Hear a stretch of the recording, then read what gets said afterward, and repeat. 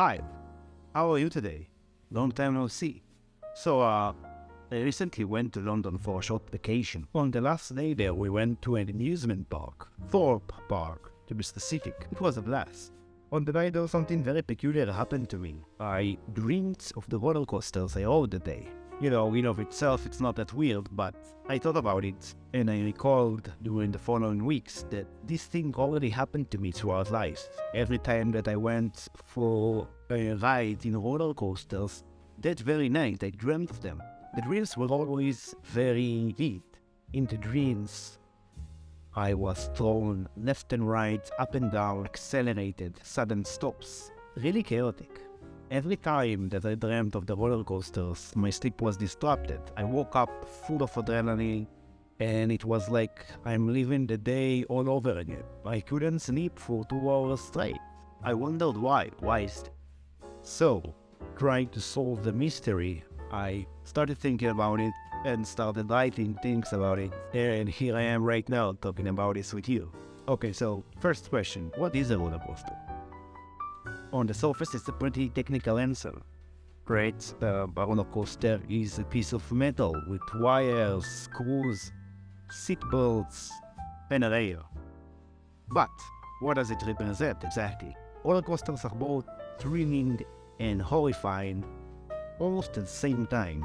But feeling that way about roller coasters is not common for everyone. Some dislike roller coasters and don't think they are worth even riding. They don't understand the people who enjoy them. They deem roller coasters too dangerous or too scary.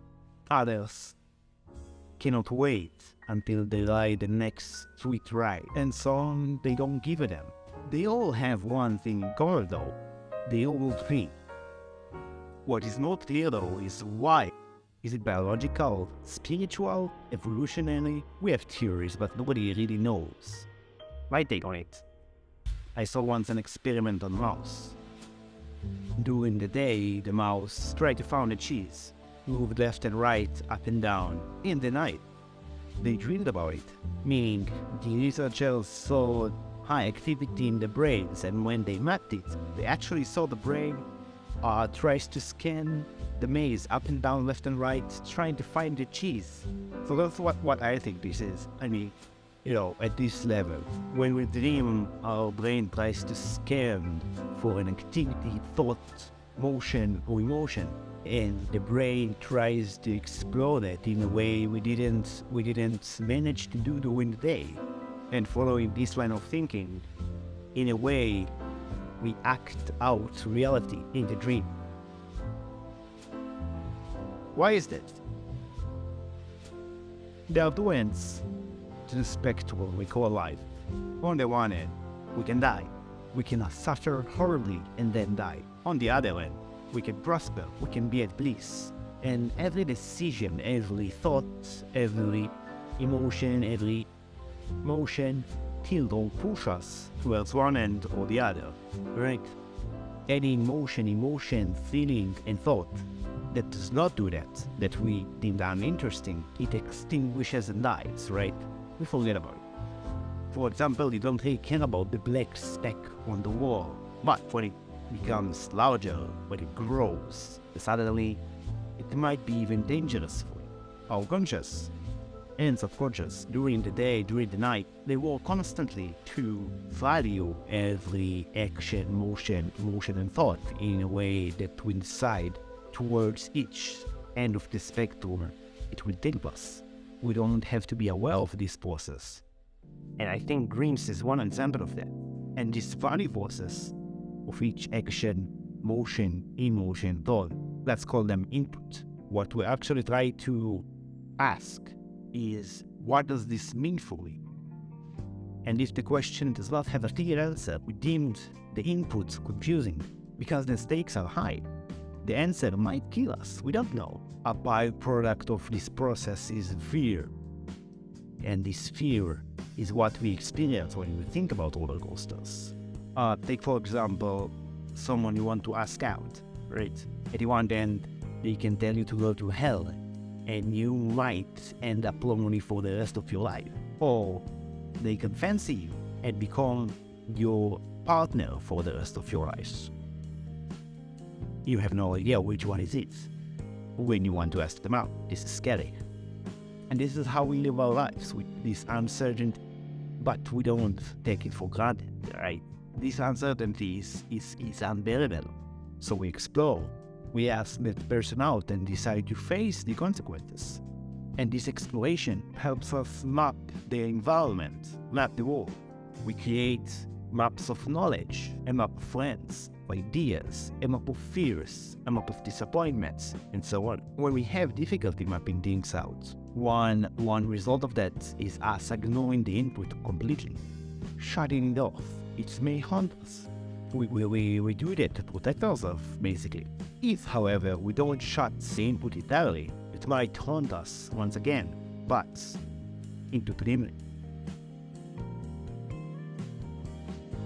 Are you confused about roller coasters like I do? Do you dream about them? Are you confused about other stuff in your life? Do you dream about them? Did you ever dream about something that bothered you? Something that mystified you? Thrilled you? Scared you? Fascinated you? When was the last time you dreamed about something anyway? Are you thrilled about roller coasters? Why? When you ride one, you are being thrown left and right, up and down, accelerated, sudden stops. You climb a very high climb, an artificial climb, getting higher and higher from ground, farther and farther from safety. You are fastened to your seatbelt, but only to the degree of the attention of the person fastened you to the seatbelt. And it's only a bunch of screws, wires, and metal. At any turn, you can fly off the rail and hit the ground at max speed, crushing every bone in your bodies, and die instantly. Or, if you are not so lucky, suffer horribly and then die. It is by no means safe, and you are responsible. You bought the ticket, you own the ride. Are you scared about roller coasters? Why? They're not scary, they're thrilling. When you ride a ride, it's a rush of adrenaline. It's experience like nothing else you've experienced in your life. Perhaps it's the most thrilling thing you've ever done. You will love that. It's something forbidden, something devilish even, something rewarding at the highest levels. It's dance with death to some degree, and when you finish the ride, you went out victorious. What is the other option anyway? Being at home, watching Netflix all day. That night, in your slumber, you dream. In the dream, the roller coasters throw you left and right, up and down. If you felt a bit thrilled during the day, you might actually enjoy the dream with zero consequences. When you wake up, you might curse the gods that it was just a dream. In your dream, if you felt a bit scared during the day, it might end up in a nightmare.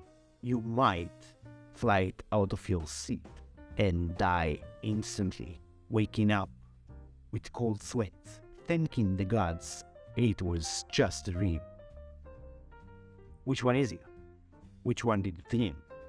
None, you say. You don't dream at all. Well, let me ask, what did you want to be as a child? A firefighter? An actor? A vet? Or of the above? None.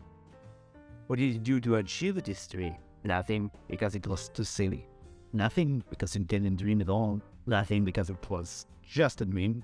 Perhaps dreams are not meant for adults. They are not meant for the people who stop dreaming, who stopped believing. They are not meant for the fully secured or the fully happy. Perhaps you don't dream because you don't believe. Maybe the first day your dream died, the rest followed. There's a famous quote by Alfred North Whitehead. I'll rephrase it a bit. We should let our dreams die instead of us. Meaning, in order to protect ourselves, we need to let a dream die. In order to survive the world and not suffer, we should let the dreams die instead of us. Is this what you did? Did you smother your dream? Are you happy with who you are today? Do you not do mistakes? Do you think that you know everything that there is to know about yourself? About the world? Our dreams, I argue, know more than we do. They try to tell us something. And I think that there is a simple equation for that. The little that we know plus The more our dreams now equals a continuation of exploration, inwards and outwards. If we are convinced we fully explored an idea, there is nothing else to do about it. There is nothing to dream. We deemed it unsafe, safe, or uninteresting. We put it in the box and shoved it away. There's nothing more to it. There's nothing else to add, subtract, change. Maybe we change when we allow ourselves to accept and bear the consequences of our dream. And maybe we stop changing when we stop dreaming. Who are you dreaming about? You? No way. If it was you, you were already doing the things that you dream about. You do not enjoy roller coasters. You do enjoy it. You cannot fly. You are not living in an apocalypse. You are dreaming of who you could be, or of a scenario you could be in. There is no reality without you afterward. No scenario in which you are not the center of your universe, the main actor in the show which is your life. What does it take to be the person you are dreaming about? Well, in the dream, if you crashed, perhaps you should be more responsible. Perhaps you should examine the carelessness of yourself. Perhaps you are too irresponsible if you were blissful. Perhaps you are too timid. Perhaps you can let some things go. Why you are so fixated about it? Should you even become the person you are dreaming about? What should determine that? Well, perhaps if you wake up and you remember the dream vividly, perhaps it is important. If you keep thinking about it, perhaps you should listen. If you keep dreaming about it every time you visit the amusement park, perhaps there is some truth in there. If you are so obsessed about it to the point where you have to make a YouTube video about it, perhaps it holds meaning. Maybe it's the most meaningful thing you'll ever do in your life. Not really, right? It is just a roller coaster, and it is just a dream. When was the last time you weren't cynical though? What's gonna happen if you continue to dream? What will happen if you start to listen? If you continue to explore, to change, to map? If you will die instead of your dreams? Who will you become? Will you lose yourself? Or perhaps will find something meaningful? Who knows? You know, the least. Perhaps you will dream about it tonight. If not, the next time you go to an amusement park, think about that one roller coaster. The one you hated, the one you loved, the one you didn't give a damn about, the one you felt mixed feeling about. Ask yourself, truly and with love, can you change your perspective about it? Can you dream? Thanks for listening. Bye bye.